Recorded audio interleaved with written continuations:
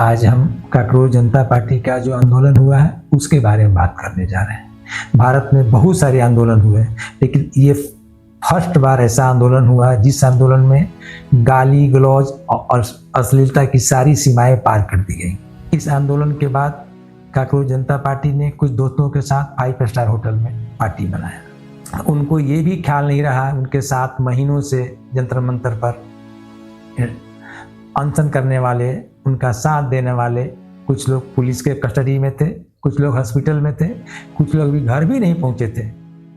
उसके बीच में ही कॉकरोच जनता पार्टी के कुछ लोगों ने 5 स्टार होटल में पार्टी मनाया, खूब मस्ती की। उनको थोड़ा सा भी, जरा सा भी इंसानियत नहीं, ख्याल नहीं था कि हमारे साथ के लोग हॉस्पिटल में हैं, पुलिस कस्टडी में हैं, कुछ लोग घर भी नहीं पहुंचे। ये भारत ऐसे लोगों पर कैसे विश्वास कर सकता है जो केवल अपने फायदा के लिए जेएनजी के लोगों को आंदोलन में बुलाया, उन लोगों को पुलिस के साथ मार भी खाए, किसी का सर, किसी का कुछ हुआ। उसके बाद ये लोग पार्टी, दूसरी सबसे बड़ी बात है, भारत में बहुत सारे आंदोलन हुए हैं लेकिन ये आंदोलन एक अलग तरह का। इस आंदोलन में गाली गलौज अश्लीलता की सारी सीमाएं पार कर दी गई। जिसको जो मन में आया, प्रधानमंत्री के माता के बारे में अश्लील शब्द, अश्लील गाली दिए। उस गाली का कॉकरोच जनता पार्टी के अध्यक्ष अभिजीत दीपके को विरोध करना चाहिए, लेकिन वो उस गाली का सपोर्ट कर रहे हैं। उठ जाओ भाई, उठ जाओ प्लीज, हम भीख मांग रहे भाई, उठ जाओ, निकल जाओ, इस लॉट नीचे से निकल जाओ के, और जो घुसा हुआ है मेलोडी के अंदर निकल जाओ, उसके बाद से बहन। गाली देना कोई अपराध नहीं है, गाली देना इज नॉट अ क्राइम। अगर कोई गाली देता है वो बुरा हो सकता है, वो बुरी बात हो सकती है, तो उसको आप समझाइए, उसको आप कहिए कि गाली मत दो। लेकिन केस किस बात पर किया जा रहा है? इस आंदोलन में अश्लीलता की सारे हदें पार कर दी गई। एक नोएडा की 25 साल की लड़की रुचिका सिंह प्रधानमंत्री मोदी और उनकी स्वर्गीय माता जी के बारे में बहुत गंदी भद्दी बातें गाली दी, जिस गाली को पब्लिकली हम लोग दिखा भी नहीं सकते हैं। उस गाली को जो कॉकरोच जनता पार्टी के अध्यक्ष अभिजीत दीपके उसका सपोर्ट कर रहे हैं। वो बोल रहे हैं कि गाली देना कोई अपराध नहीं है।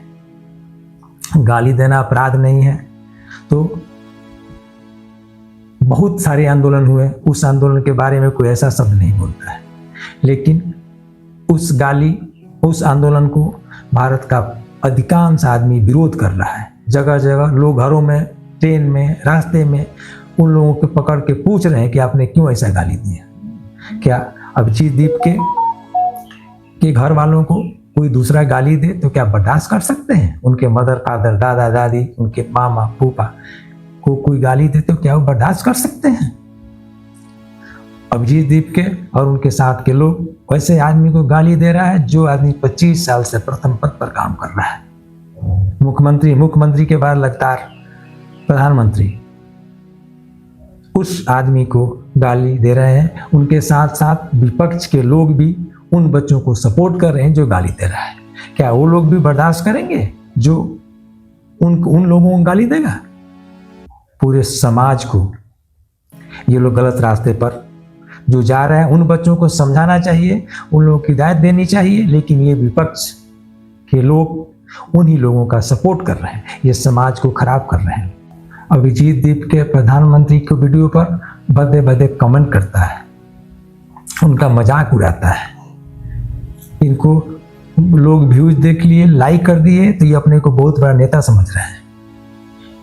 25 साल 30 साल से देश की सेवा कर रहा है, बहुत सारा ऐसा काम किया, उसके बारे में गलत बात बोल रहे हैं। भारत के लोग कभी बर्दाश्त नहीं कर सकता है। अभी दोबारा अगर नहीं इनको विश्वास है तो अभी जाके स्ट्राइक करके ये आंदोलन करके देख सकते हैं जी कितने लोग उनके साथ जाएंगे। कॉकरोच जनता पार्टी के नेताओं और आंदोलन के मुख्य चेहरा सोनम वांगचुक के बीच में मतभेद उभर कर सामने आ गया है।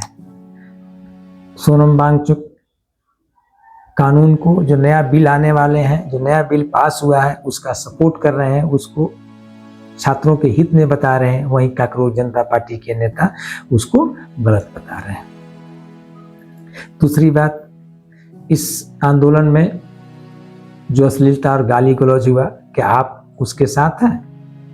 भारत के बहुत सारे लोगों के द्वारा उन गालीबाजों का विरोध किया जा रहा है। जेएनजी के द्वारा उस आंदोलन में बहुत अश्लील और भद्दी वीडियो बनाए गए।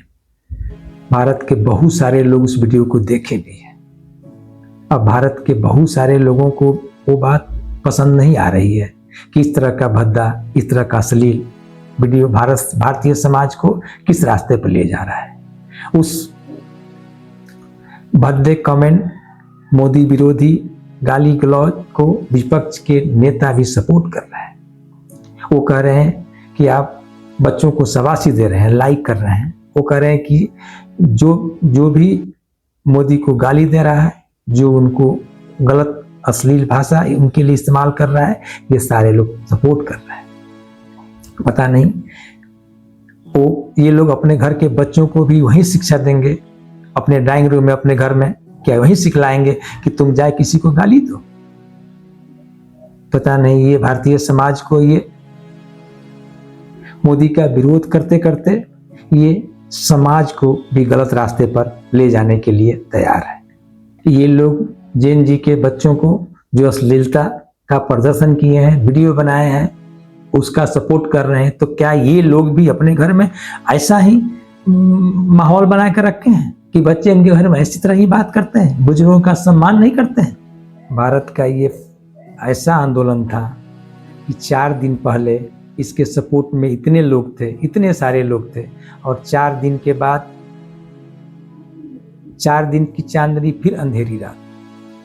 4 दिन के बाद पूरा इंडिया के अधिकांश, भारत के समाज के अधिकांश लोग इनके विरोध में खड़े हो गए। आज अगर ये आंदोलन करते हैं तो इनके साथ सैकड़ों, 500 भी आदमी वहाँ नहीं जाएगा। ये भारतीय समाज की खासियत है। भारतीय समाज कभी भी अश्लीलता और भद्दा प्रदर्शन पसंद नहीं करता है। इसका जीता जागता प्रधानमंत्री मोदी का लगातार 3 बार प्रधानमंत्री रहना है। 4 दिन पहले सारे इनके जेएनजी वाले लोग गाली दे रहे थे, नफरत कर रहे थे, उनके माँ के बारे में भी गाली दे रहे थे। वहीं 4 दिन के बाद भारत की जनता फिर उनके सपोर्ट में खड़ी है। ऐसे लोग देश क्या चला सकते हैं कि जो प्रधानमंत्री का सम्मान नहीं कर सकते हैं, अपने घर के बड़े बुजुर्गों का सम्मान नहीं कर सकते हैं? वो क्या देश चला सकते हैं? क्या उनसे देश चल सकता है? क्या देश केवल दंगा करने चल सकता है कि 10, 20, 100, 50 को लेकर के स्ट्राइक कर देंगे, पुलिस को मार देंगे, उससे क्या देश चल जाएगा? देश चलाने के लिए धैर्यशील बनना पड़ेगा, अपने अच्छा आचरण करना पड़ेगा, लोगों को दिखाना पड़ेगा, तब देश चलता है। देश केवल कहने से नहीं चलता है, गाली देने से नहीं चलता है। जय हिंद, जय भारत।